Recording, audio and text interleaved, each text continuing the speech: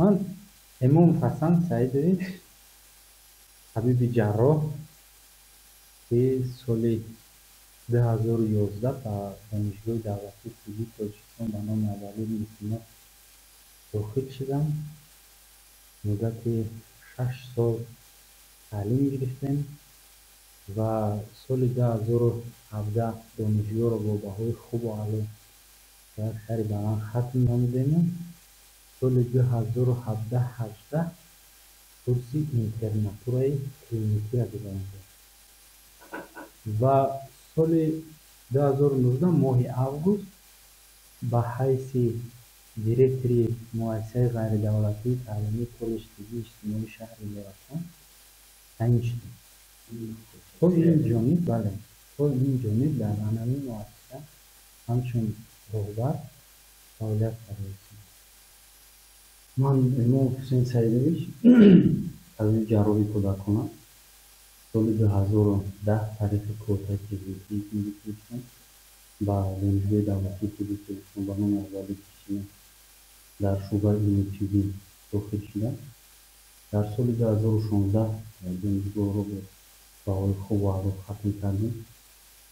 بعدا از سال 2016 تا سال 2017 کورس اینترناتورای کلینیکی در مؤسسه دولتی مرکزی طبی جوزجانی شهر پیشگاه است در شعبه جراحی کودکان بخش اینترناتورا را ختم کردم.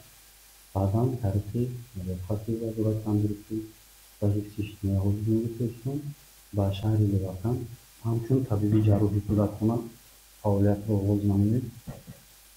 بعد یک سال فعالیت از سال 2017 تا سال 2018 بعدا به همچون شرطنامه‌ای در بیمارخانه ولایتی به نام گروه در شعبه جراحی کودکان 3 سال فعالیت کردیم. در سال 2020 ماه نوامبر همچون معاون سرپرست بیمارخانه مرکزی شهر یراقان تعیین کردم. در آنجا تا سال 2023 همچون معاون فعالیت کردم. بعدا و همچون رهبر سرپرست بیمارخانه مرکزی شهر یراقان تعیین کرده شدم تا این دم در آنجا فعالیت کردم. ما اکا و دختر هستیم. حسن حسین بگویید از یک عائله از عائله هستم عائله دهقان در عائله دهقان بابایر هستیم و این کس حسین است. من حسن. البته که آن وقت حسن الان اینه که اول تولد می شود نام وی گذاشته می شود حسن. حسنی لباس من نویم حسین یک 5 دقیقه همون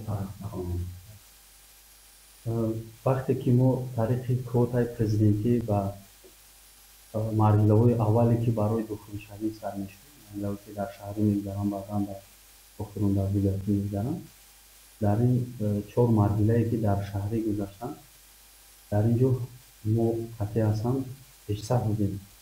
دانشمون هم یک خیل بود. بعدا مدیر کاتدرامون مدیر معارف شعبه معارف هم خیلی توصیه دادن که از یک شهر یک پسر مگذرد یک دختر شما بین خود مصلحت کنید یک نفر باید بگذرد. مثلا شما هر دو رقابت با یکدیگر کردید.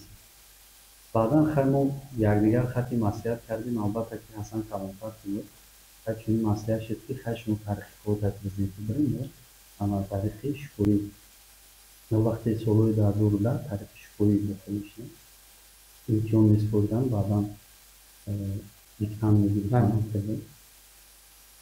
ما تاریخ کوتاه پرزنتی داخل شدم اما حسن باشد یک سال دیگر کورسی تکمیل و کورسی تیاری را گذاشتم بعدا داخل شدم. از همین سبب یک کورس من پیشتر خوندم. من سال 2016 ختم کردم این سال 2017 از سببی که عائله هر دومون عائله‌مون خود طبیب هستن. عائله یک کس یک کورس اینا پایان بود. کورس 3 بدن عائله ما هم کورس خیلی сабаб ҳамин шуд, ки курси 3 дар донишгоҳи давлатии тиббӣ бенавбат як курси ҳамин тақдири худи ҳамон табиба вай мекунад. Бенавбат курси мушкил аст. Дар ин марҳила агар табибе ки ҳамин курси сеюма бо баҳои хубу аъло агар хатм накунад, як фаҳмиши клиникӣ пайдо кардан наметавонад. Мо ҳамин чиз монеа шуд, як сол дигар ино бо ҳамон маслиҳатҳои якдигар як сол дигар хеле интизор шудам. Бароям аввал ман оиладор шудам, баъдам ин касони ман шуд. Инҷа боз як гапи дигаам ба оилавӣ буд. Ҳамин модар чӣ хел аст? Маданияти мисол худи халқи тоҷик мегӯянд, ки ҳамин Ҳасан Ҳусейн бояд яке тӯй накунад. Ҳамин хел бай буд, ки бале ҳамин хел урфу одат буд, ки ҳамин хел фаҳмижо буданд, ки вақте ки ҳар ҷон якҷо агар тӯй кунанд, баъд аз тӯй ягон нохушие рух мегардад. Ҳамина вай кардану ино оиладор шуданд. Баъд аз гузашт 4 моҳ баъд тӯйман барпошид. Бахши як сабаби дигар буд. Тӯи вақте тӯйман барпо шуд, гузашт, албатта дар чеҳраи Ҳасан як рӯҳафтодагӣ, як ҳиссиёти дигар буда. Баъдан ҳамин хел шуд, ки песарак гуфт, модар як иқдоми дигар гирифт, ки песар Ҳасана дарав пӯша вай кунед. Оилаи ино аз ноҳияи Файзобод ҳастанд. Оилаи ино ҳамкосашон ҳастанд ва оилаи ман бошад аз деҳаи ҷамоати ҷоати Гулистон, аз деҳаи Дохтуробод. Як аз касал буд, мегӯфт, ки бачам касал шудааст, Ҳасан касал шудааст, мегӯфт Ҳусейнам касал шудааст. Ҳамин ҳолатҳоро шумо ягон бор мушоҳида кардед? Албатта ин ҳолатҳо дар мо буд. Он чӣ хеле ки дар байни халқ ҳаст, Ҳасан Ҳусейн вақте ки якаш касал мешавад, ҳамон вақт бояд касал шавад, ин ҳолат намешавад. Аслан ин ҳолатҳо дар мо ҳамин хел вомехӯрад, ки вақте ки ман бемор шудам, баъди ман ҳатман Ҳусейн бемор мешавад.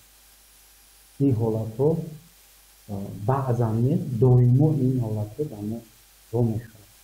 Бори буд, ки дигар касе мерафтеду, аслан хонумои шумо якдигарро фарқ намекарданд, мегуфтанд, ки ин мисол Ҳасан аст, ин Ҳусейн. ин ҳолатҳоро ҳам мушоҳида кардагӣ аст. Барои чӣ? Барое ки бисёр ҳолатҳо мо либоси яххела мепӯшем. Ҳамин хел ҳолатҳое мешуд, ки мисол фарқ намекарданд. Мегуфтанд шумо акаи Ҳасане, шумо акаи Ҳусейне, гуфтанд ҳамин хел ҳолатҳо вохӯрдагием. ҳатто дар як магазин будем, вақте ки харид мекардем якҷоя, оилаи ин касон буданд, манро хиёли Ҳусейн карданд, ман бигӯям дар дигар тарафу оно мана аз ақиб нигоҳ кардан, хол кардан, ман Ҳусейнам. ҳамин саволҳои ҳамин зиндагии хушона додан гирифтанд, ва ман гуфтам, ман Ҳасанам, ман Ҳусейн мекунам, ва шумо акаи Ҳасане мегӯяд. ҳамин хел ҳолат дар ҳақиқат мора вохӯрдагӣ буд.